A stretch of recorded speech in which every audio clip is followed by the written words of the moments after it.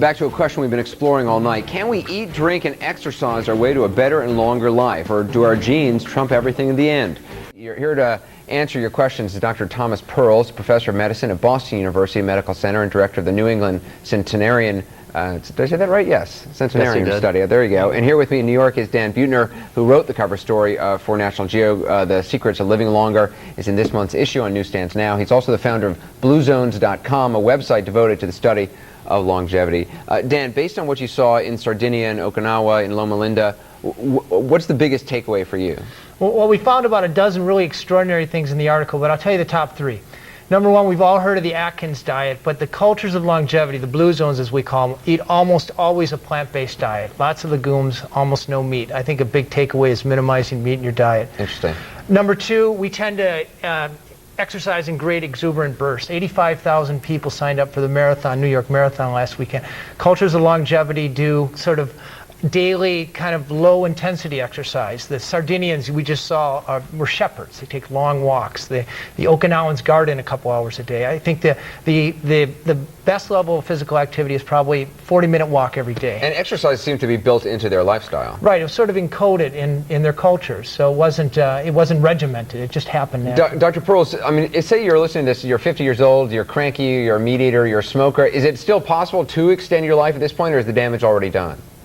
No, actually, 50s, even 60s, I think, the horse isn't out of the barn at all. And some of the things that have already been talked about clearly benefit people. I would say even things like exercise, both your body and your brain, benefit people into their 90s. Learning new things that are also complex. The most powerful would be learning a musical instrument or learning a language. This exercises the brain. It gives it more functional reserve. It actually means a delay in things like Alzheimer's disease for those who are prone to it. It means a delay in problems with your memory. You also say nutrition and then G, getting rid of smoking. But Dan, you know, in a lot of these places, people are smoking all over the place, and you're getting exposed to secondhand smoke in Okinawa and Sardinia.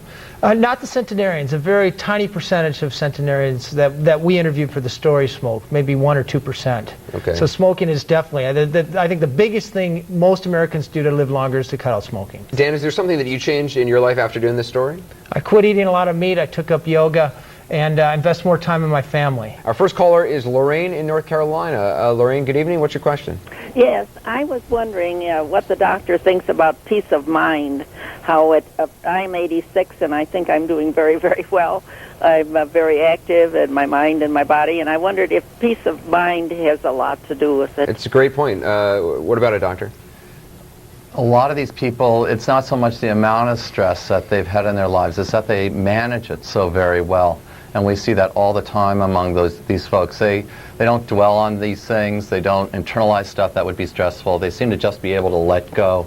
And as Dan said, yoga is a great way to do that if it doesn't come naturally. Other things are like Tai Chi, other forms of meditation, even learning to take a deep breath now and then, and spirituality. I think with the Seventh-day Adventists, the spirituality in their lives probably plays a role in having that kind of peace of mind that you're talking about. It's very important. Well, Dan, one of the Seventh-day Adventists we were hearing from earlier in Gary Tuckson's piece, I mean, was saying about going to sleep at night, sort of feeling good about what you've done throughout the day and not sort of tossing and turning, and sort of all of the people in the piece seem very content with their life. The Adventists, encoded in their religion, is 24 hours, sunset Friday to sunset Saturday, where they take a sanctuary in time. No matter how busy, no matter how stressed out they are, they take 24 hours to focus on their religion, on their family, and then they actually prescribe to take walks in nature.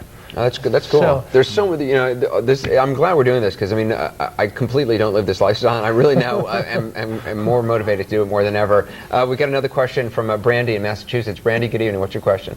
Hi, Anderson. I love your show. Thanks. My question concerns climate. The people being interviewed seem to be from a warmer climate. Does that have anything to do with living longer, perhaps? Dan, what'd you find?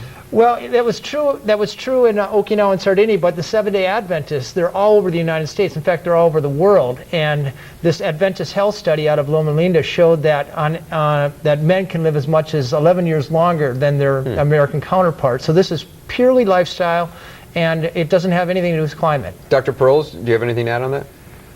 I would agree. There's actually been this whole mystique about this thing called Shangri-La, and we equate these very high places in the hills of of Pakistan, of the Chinese border, and places like that, the Hunza region. And I would agree with Dan, it's more myth than it's more lifestyle that counts. Another question, Kathy in California has a call. Kathy, what's your question? Hi, Anderson. Hey. Love your show. Thanks. And hi, Dan. Hi, I've Kat. tried to reach you. I'm Marty Chatan's daughter-in-law. Oh, we love you. Well, she loves you. And anyway, I was just talking to her, and she said she'd call, you'd call. And one thing I wanted to add about my mother-in-law that's so remarkable, and it's her spirit for loving and giving to everyone in her family, everyone that she meets. She never, ever has nothing to do. And I, being her daughter-in-law, it's been a tough act to follow. She's a remarkable person. Well, and that really gets to attitude. I mean, that's a key thing. Yeah, Marge was a poster girl for living well for these centenarians. You know, we interviewed over 100 of them, and uniformly you find these people are consummately likable people. We all know seniors who you're with them for 5 minutes and you're looking at your watch. People like Marge are not only interesting, but they're interested. And they become likable. I don't know if they were born that way or they've made the effort. But at the end of the day, they're surrounded by a social network. They get better care. They have lower levels of stress, and they stay sharper than people who are not likable. We got an email from Linda Banks in Boulder, Colorado. Linda wrote in, what was learned about what role diet plays? I'm a vegetarian, eat lots of soy, although I've been reading bad things about soy. Dan, anything? You talked about greens and legumes. The Okinawans eat about 8 times more tofu than Americans do. I think that's really kind of a complete superfood in many ways. The Seventh-day Adventists found that people who eat nuts 4 times a week, at least 2 ounces, were living as much as 3 years longer than people who weren't eating nuts. They don't know why, but certainly a plant-based diet. Dr. Pearls, what about soy? Well, I think Dan's earlier point about the fact that they don't eat red meat, so they're replacing that with these soy products, and it's the iron in the red meat. I think iron plays a really important role in the basic biology of aging, and perhaps just less iron in your diet. And the main source of iron in our diet is red meat. So, and then I think the other really important thing about nutrition is you would look at most of these centenarians and they're thin. You rarely see, especially among the men, you rarely see fat centenarians. And so the other important component of the diet is that they're mostly thin. It's a fascinating topic. It's in the National Geographic on the newsstands now. Dr. Thomas Pearls, thanks, and Dan Buettner, you wrote the article. Thanks.